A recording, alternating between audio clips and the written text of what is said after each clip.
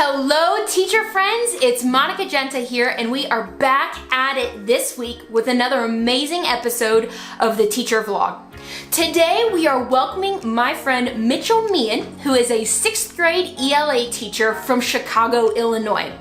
I'm really excited to share this vlog with you because it is all centered around 2 tips that are connected to student empowerment. Giving kids the opportunity to let their voices be heard so they love your classroom, you love your classroom, and everybody loves it by making choices together. Now, I want you to stick around at the end of this episode because I'm actually going to be giving a bonus tip that is connected to this student empowerment piece, that it's going to make it even easier for you to start incorporating some of these ideas. So, without any further ado, I introduce to you my friend, Mitchel Meighen.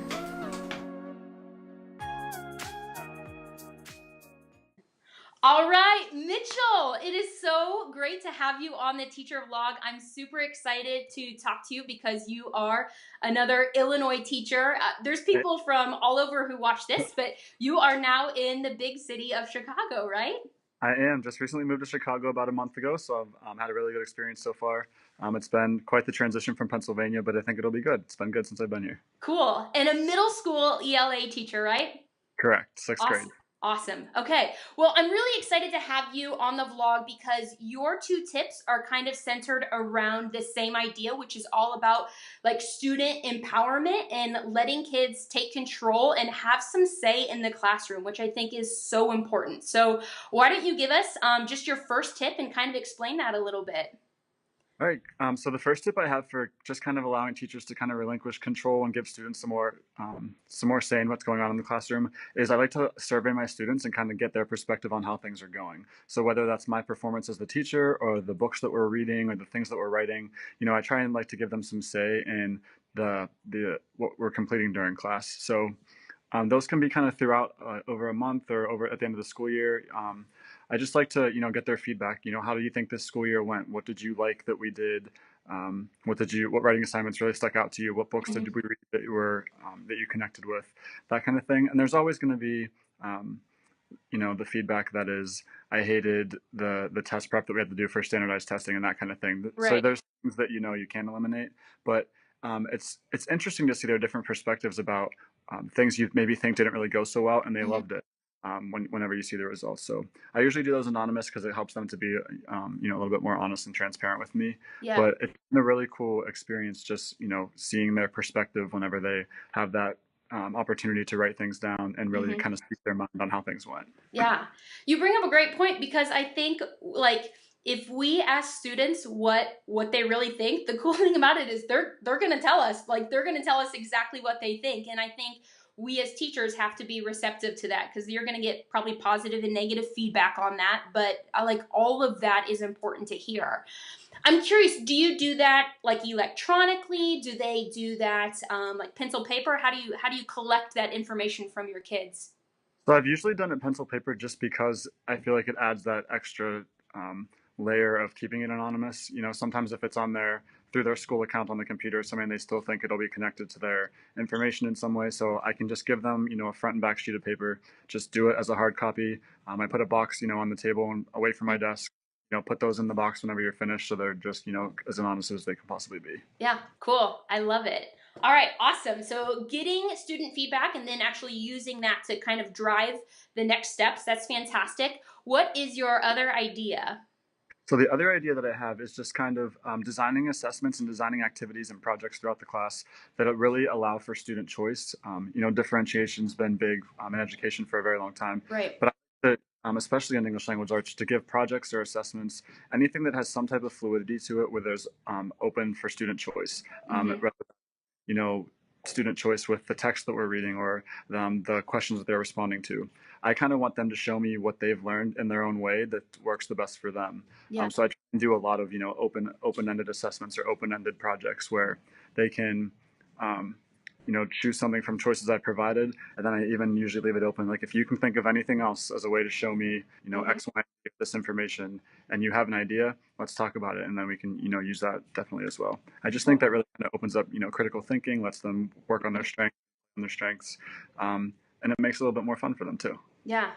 That's like student ownership. Like as a teacher, as long as they are showing us and proving to us that they're hitting those standards and they're like reaching those goals that we've set for them, like what's it matter? As long as whatever the vessel might be, as long as they are proving like concept mastery, go for it. I love that. Right. Very, very cool. All right, so sixth grade ELA, any final advice that you want to give, whether it's a middle school teacher or an ELA teacher, any final thoughts to educators out there who are watching? My big one is just always build relationships. I mean, students aren't going to learn from people they don't like. If you can just, level with them, let them know things about yourself, be interested in the things that they're doing outside of your class and outside of school. I think that can really go a long way. If they trust you and if they know that you're on their team and you're, invested in what they're actually doing, I think that they'll give that back eventually, and you can build those relationships and have a really productive classroom learning experience throughout the school year. Yeah, totally. Awesome. Well, I'm super confident that teachers are going to be able to take these ideas and then use them in their own classroom to crush it for kids. So thank you so much for being on the teacher vlog, and people can reach out to you, I'm sure, on social media. Tell us a little bit about that. So you can find me on Twitter and Instagram. My username is @Mr. Meighen with an underscore in between.